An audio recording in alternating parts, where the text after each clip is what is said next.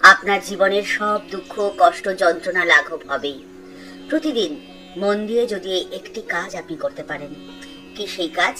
আজকের পর্বে সে কথাই থাকবে, তাই পর্বটি শেষ পর্যন্ত দেখলে আপনার হয়তো ভালো লাগবে। আপনার জীবনের সমস্ত দুঃখ, কষ্ট, জ্বালা, যন্ত্রণা নিমেষে উধাও হয়ে যেতে পারে যদি আপনি ত্যাগী হতে পারেন। এর অর্থ আপনাকে সংসার ত্যাগে সন্ন্যাসী হতে হবে না। সংসারের মধ্যে থেকে কিভাবে ত্যাগী হতে হয় সেই পথে নির্দেশ রয়েছে ঠাকুরমা ও স্বামীজির বাণীতে। তাদের বাণী অনুসরণ করে আপনি সংসারের মধ্যে থেকেই ত্যাগী হতে পারবেন এবং পাবেন জীবনের প্রকৃত আনন্দ। ঠাকুর বলছেন, যে বলে আমার হবে না তার হয় না। মুক্ত অভিমানী মুক্তই হয়, আর বদ্ধ অভিমানী বদ্ধই হয়। যে জোর করে বলে যে আমি মুক্ত হয়েছি, সে তো মুক্তই হয়। আর যে রাত দিন আমি বদ্ধ বলে, সে যে বদ্ধই থেকে যায়। সংসারে সমাজে সবাইকে নিয়েই পথ চলা। আপনি কাউকে এড়িয়ে বা কোনো সমস্যাকে এড়িয়ে বাঁচতে পারবেন না। আপনি আপনার আশেপাশে এমন অনেক মানুষ পাবেন যারা নিজের পরিচয় দেয় যে তারা ধার্মিক। তারা পুজো, পাঠ, জপ, তপ ইত্যাদি নিয়ে তাদের দিন কাটায়।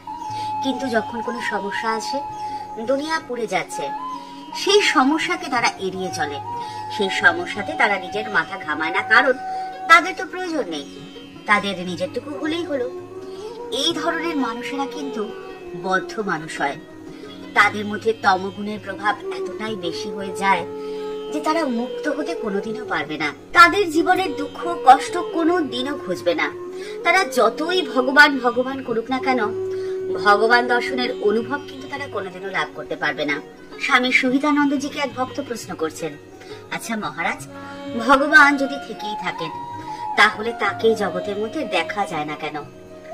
সেই ভক্তকে মহারাজ উত্তরে বললেন, ভগবান যে জগতের মধ্যে থাকেন, তিনি যে লীলা করেন, তার লীলা 3 রকমের। প্রথম সৃষ্টি লীলা, দ্বিতীয় নরলীলা এবং তৃতীয় নিত্য লীলা। ব্রহ্ম নিজেই জীব জগৎ সেজে লীলা করছেন। তিনি তখন সম্পূর্ণরূপে আত্মবিস্মৃত হয়ে রয়েছেন এবং মায়ার অধীনে রয়েছেন।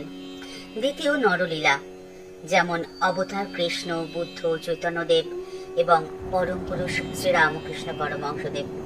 আর তৃতীয় নিত্যলীলা, আনন্দময় কোষে অবস্থান করছেন, চিন্ময় শ্যাম, চিন্ময় ধাম, নিত্য বৃন্দাবন।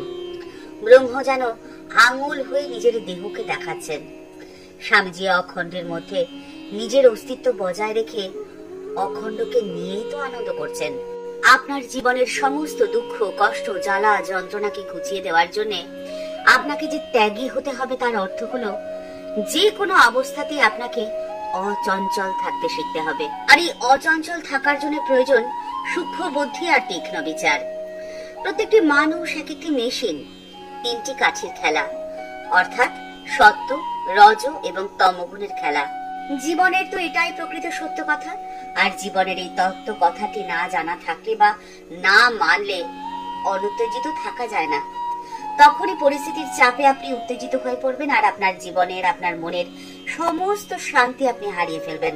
আপনাকে অন্তরের অন্তঃস্থল থেকে এই প্রকৃত সত্যকে মেনে নিতেই হবে যে প্রত্যেকটি ছোট ছোট ঘটনার পেছনেই তিনি রয়েছেন পরমপ্রিয় পরমেশ্বর। তিনি খেলছেন, খেলার ছলে এই সাজছেন, আবার সেই খেলাকে উপভোগ করছেন। আবার যখন তার খেয়াল খুশি হবে, তখন তিনি নিজেই এর থেকে স্বস্বরূপে ফিরে যাবেন। তার যে অনন্ত শক্তি, তার ইচ্ছা হলেই তিনি উঠে যাবেন, আবার ইচ্ছে হলেই বসবেন। আপনি যদি এই কথাটি মেনে না নেন, তাহলে আপনি তো সদা সর্বদা অশান্তই থাকবেন। আর ঠিক সেজন্যই আপনার মনের প্রত্যাহারের প্রণালী আপনাকে জানতে হবে। আপনি আপনার মনকে কোনখান থেকে তুলে আনবেন আর কোথায় রাখবেন, কিভাবে রাখবেন, এই কৌশলটি আপনাকে আয়ত্ত করতে হবে। আর এই কৌশলটি আপনি আয়ত্ত করতে পারবেন ত্যাগের মাধ্যমে।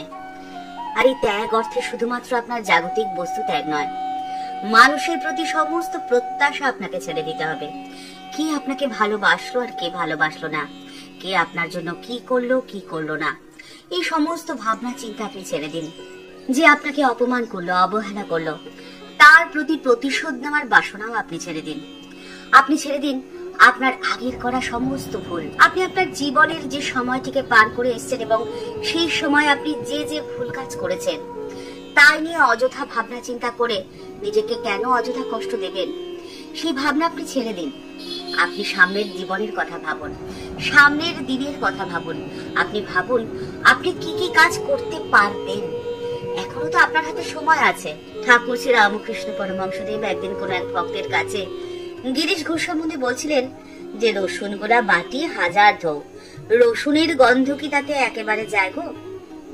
গিরিশ কথাটি শুনলেন এবং মনে মনে বেশ তার অভিমান হলো।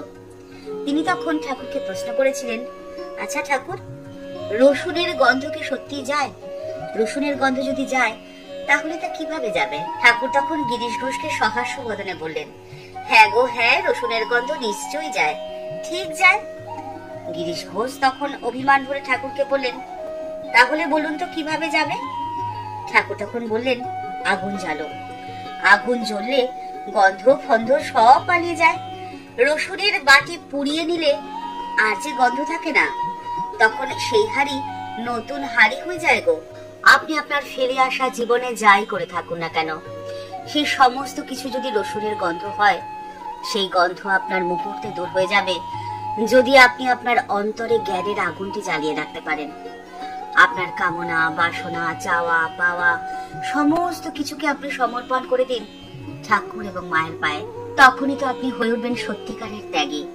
আর আপনি যখন সত্যিকারের ত্যাগী হয়ে উঠবেন, তখন দেখবেন যে আপনি যা চেয়েছিলেন তার থেকে অনেক বেশি আপনি পেয়ে গেছেন।